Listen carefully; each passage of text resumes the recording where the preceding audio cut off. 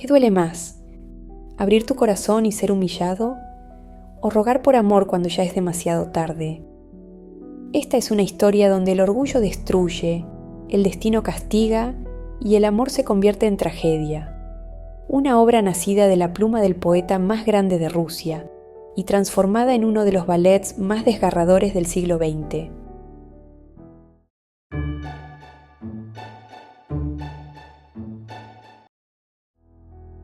Para comprender esta obra, tenemos que volver a la Rusia del siglo XIX, cuando Alexander Pushkin estaba revolucionando la literatura de su país. Publicada entre 1825 y 1832, su novela en verso Eugene Onegin no se parecía a nada conocido. No era un poema solemne ni una novela tradicional, sino una combinación de ambas cosas, con musicalidad, ironía y cercanía. Pushkin logró algo que parecía imposible: hablar de los sentimientos más profundos con un lenguaje natural, directo, y al mismo tiempo mostrar el retrato de toda una sociedad. La novela fue un espejo en el que la aristocracia rusa se vio reflejada con todas sus luces y sombras. El protagonista de esa historia no era un héroe, sino un hombre vacío. Onegin era culto, elegante, joven y rico, pero incapaz de comprometerse con nada ni con nadie. Representaba lo que los críticos llamaron el hombre superfluo, alguien que parece tenerlo todo, pero cuya vida no tiene dirección. Frente a él estaba Tatiana, una muchacha de campo, callada, tímida, pero con una vida interior intensa, alimentada por las novelas románticas que devoraba. Ella lo amó desde el primer momento con una sinceridad brutal.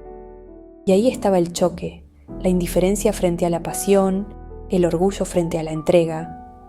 Pushkin escribió una advertencia más que una historia de amor.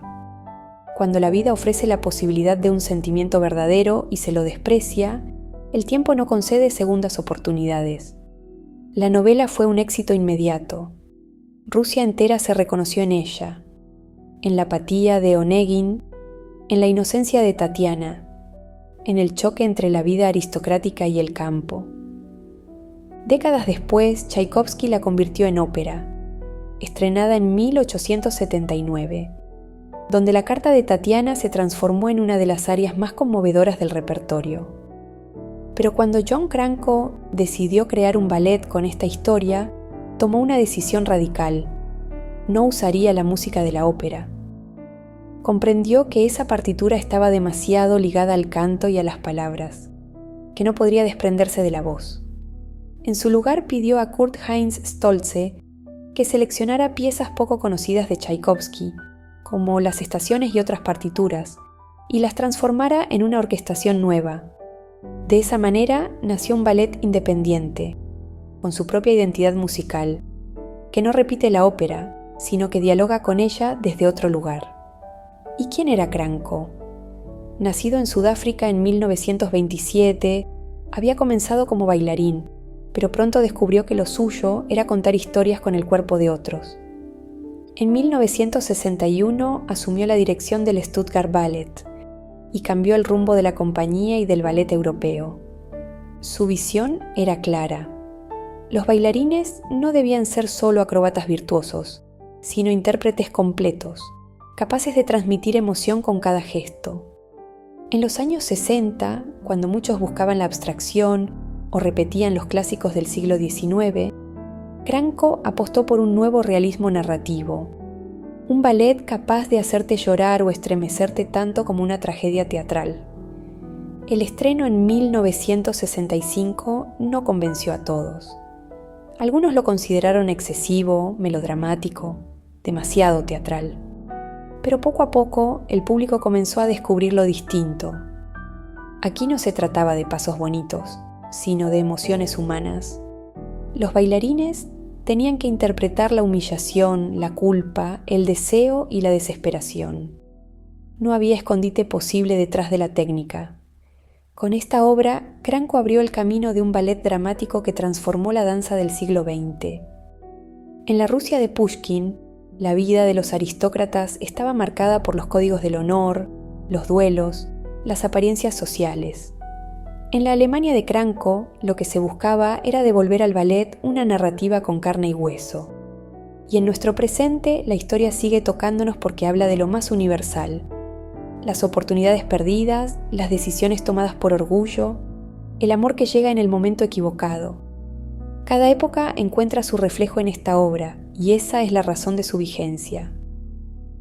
La historia empieza con Tatiana, la muchacha soñadora que vive entre libros y fantasías. Cuando conoce a Onegin, cree haber encontrado al héroe de su sueño, y hace algo impensado para una mujer de su tiempo.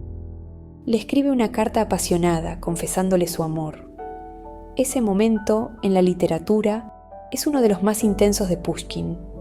En el ballet, se convierte en un instante íntimo, donde la vulnerabilidad se apodera del escenario.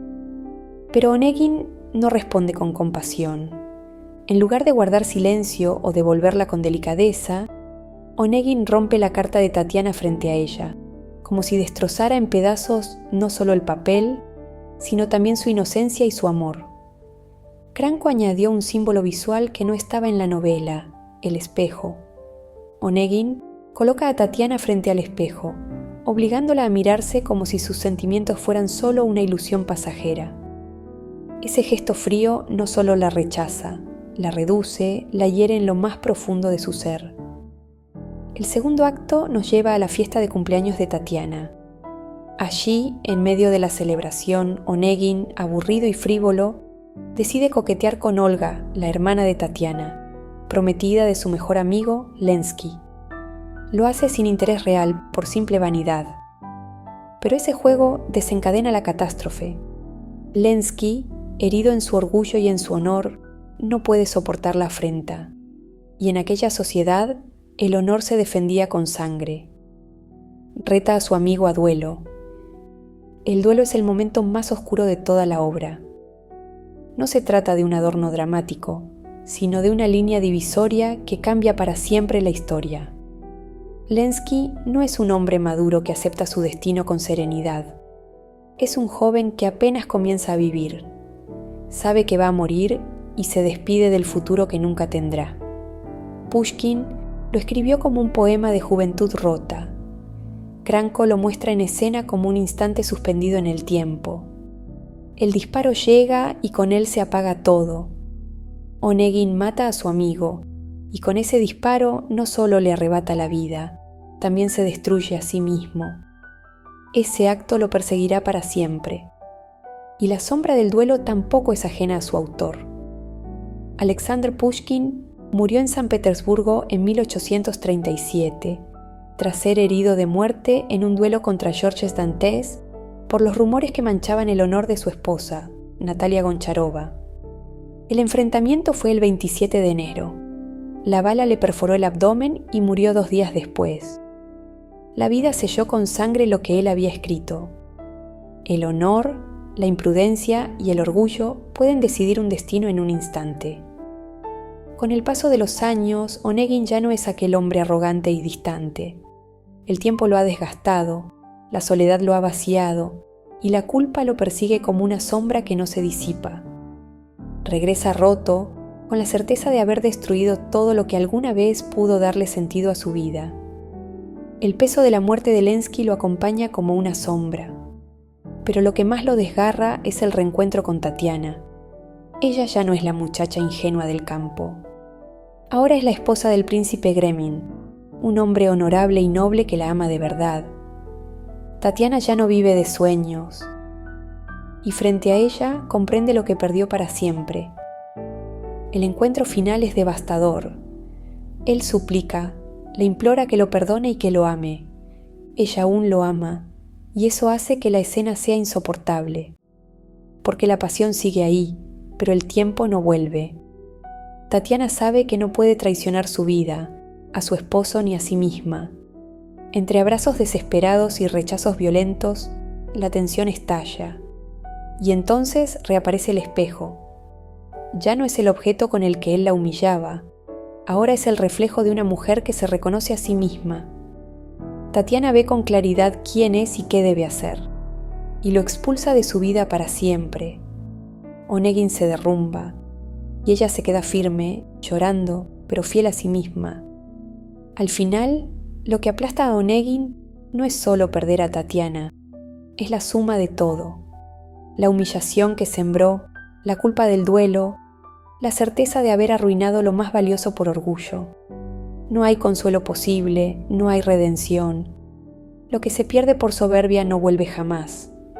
Y ese es el peso que todos cargamos en silencio, la certeza de que el destino no siempre da segundas oportunidades.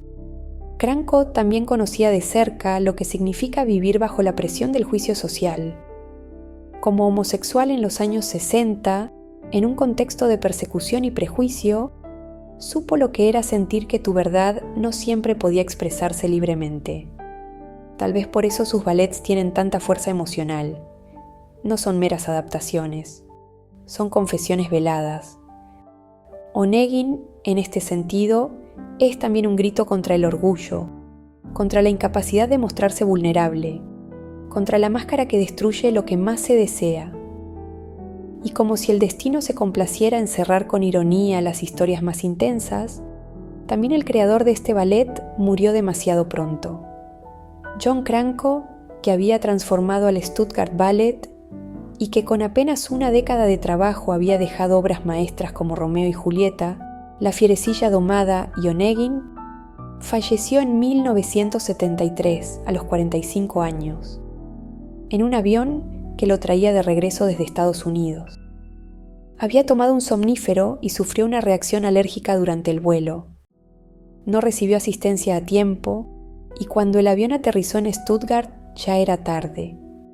La muerte lo alcanzó en pleno ascenso creativo, cuando todavía tenía tanto por dar.